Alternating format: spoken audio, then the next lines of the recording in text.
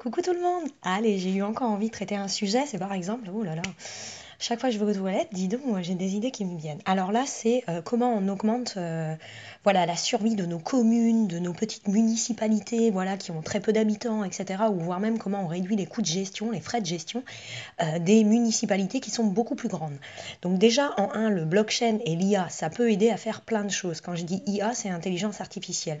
Donc déjà, un, l'opportunité, c'est un, par exemple, identifier nos élus, qui c'est qui veut être élu, quel est son actif et son passif et son actif, c'est-à-dire qu'est-ce qu'ils ont fait avant, pendant, voilà, en fonction de leur niveau de responsabilité et la taille de la commune, plus la commune est importante, plus les responsabilités sont importantes, plus va falloir aller plus profond dans l'identification du KYC. Donc le KYC, c'est connaître ton futur maire, connaître ton élu.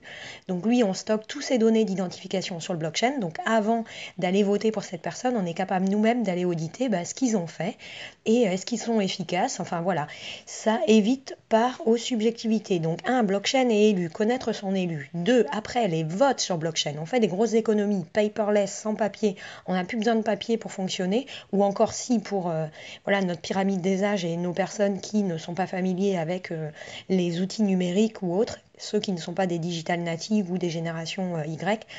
Bref, on conserve en dualité un peu de papier bien sûr, mais à terme on est paperless, c'est-à-dire sans papier. Donc, un, on identifie notre élu sur le blockchain. Deux, on procède au vote sur blockchain. Comme ça veut dire que c'est immuable. Il n'y a pas, on est capable de savoir qui a fait quoi quand comment, donc il ne peut pas y avoir de fraude ou de vote tronqué.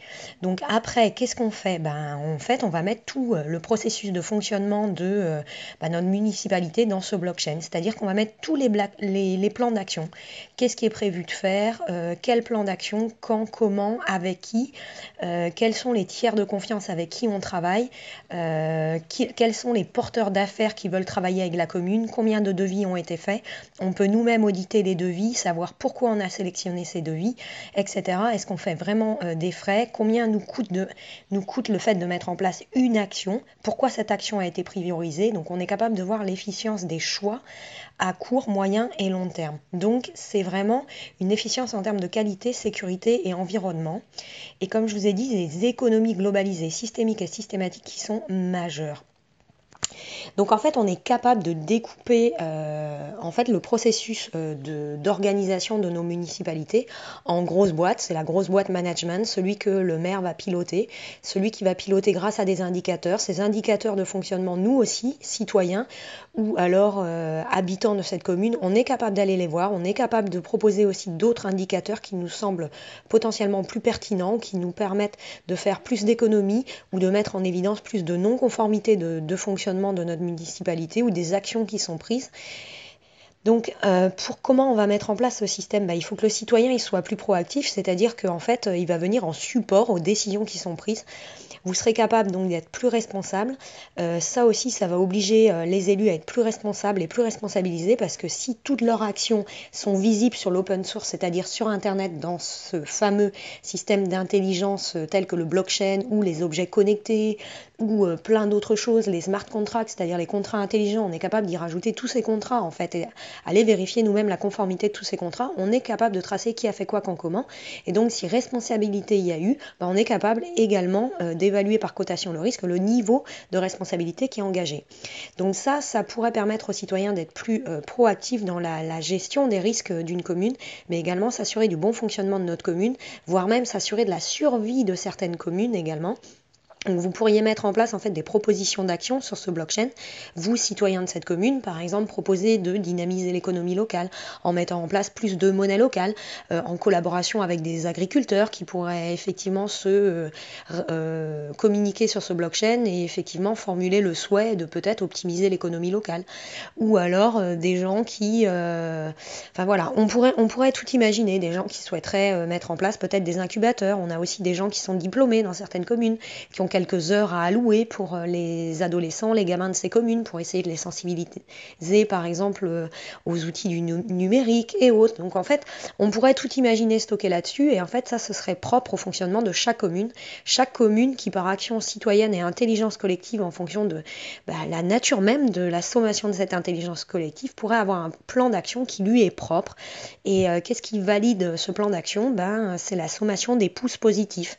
Quand par exemple quelqu'un propose une action et que il y a une ribambelle de gens derrière qui valident cette action en disant oui, oui, oui, moi j'ai envie de la mettre en place, je pense qu'effectivement comme cette personne le propose, ça pourrait être cohérent, ou on pourrait faire de millions d'économies, etc., on valide l'action.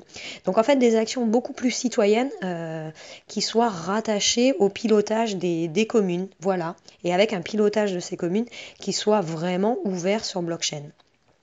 Donc les citoyens plus actifs pour sa commune dans les décisions, les idées d'amélioration. Le citoyen devient alors auditeur et acteur de la qualité, sécurité, environnement, santé, sécurité de sa commune. Celui-ci, pour son activisme ou proactivisme, pourrait être récompensé par des systèmes de rémunération civique rattachés à ces tokens. Et en fonction de la commune pourrait avoir un système blockchain qui lui est propre.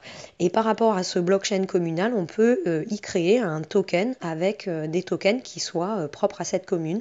Et donc si vous, habitant de cette commune, vous avez des idées d'amélioration à proposer, si c'est validé par l'intelligence collective, vous vous faites gratifier, c'est-à-dire que vous avez des tokens de rémunération pour votre proactivisme. Et ça, encore une fois, je le redis, face aux communes qui se meurent ou aux diminutions des emplois dans ces communes, on pourrait contrecarrer les revenus universels et permettre à ces personnes de se faire rémunérer pour les gratifier, les remercier de leur action civique, parce qu'ils ont fait faire des économies à leur commune, parce qu'ils permettent à leur commune de subsister, parce qu'ils permettent indirectement peut-être même la création d'emplois. On peut imaginer que les gens proposent des idées d'amélioration en mettant en place des incubateurs. Dans ces incubateurs, on stimule en fait la création d'idées pour les porteurs de projets, les jeunes, les adolescents qui sont dans les communes et qui perdent leur temps. Il y a peut-être des gens qui ont quelque chose à leur apporter, qui pourraient les stimuler, etc., etc. Donc on peut tout imaginer. On a même des gens de la commune qui pourraient même eux-mêmes financer les projets de ces jeunes par ce qu'on appelle des ICO. Tout ça, ce serait transparent, même si techniquement c'est fastidieux. En fait, ça pourrait être complètement transparent. Donc vous pourriez en fait stimuler par vous-même en fait le dynamisme économique de votre commune.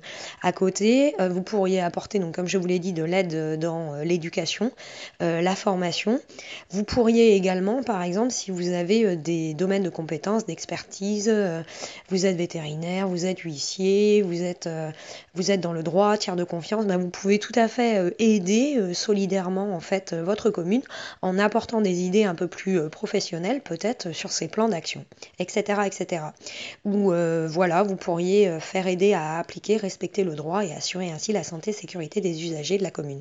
Enfin bref, si on devait retenir quelque chose, donc moi je vous le fais en bilan parce que j'ai jamais le temps d'expliquer aux gens, mais je prends 2 minutes le temps, même si je le fais très rapidement. Ce que je vais essayer de vous faire comprendre, c'est qu'aujourd'hui, ces nouvelles technologies nous offrent la possibilité de répartir les pleins pouvoirs, justement, pour éviter les monopoles, justement, parce que quand on concentre tout sur un homme, c'est là qu'advient la difficulté. Il n'y a pas une personne qui peut prétendre maîtriser toutes les problématiques. C'est l'intelligence collective qui va répondre aux problématiques. Et le problème, c'est qu'au jour d'aujourd'hui, si on représente nos organisations hiérarchiques, c'est comme dans une pyramide. Notre pyramide, elle va de plus en plus haut. Et que les personnes qui sont à l'extrémité du pouvoir, en fait, ils sont vraiment très très éloignés de ceux qui sont à la base du pouvoir. Donc en répartissant un peu mieux le pouvoir, et en déléguant un peu mieux les responsabilités, on s'apercevra que dans le temps, on arrivera à l'équilibre parce qu'on sera plus en adéquation de répondre aux vrais besoins du terrain. Parce qu'il n'y a pas mieux qu'un citoyen qui, par exemple, travaille dans des entreprises agroalimentaires à 4h du matin pour savoir quelles sont les difficultés des mamans ou des parents qui travaillent avec un tel rythme et quelles sont les difficultés des enfants. Il n'y a pas mieux que, par exemple, une instite de ces écoles communales pour savoir quelles sont les réelles difficultés des parents actuellement dans la prise en charge de l'éducation de leurs enfants.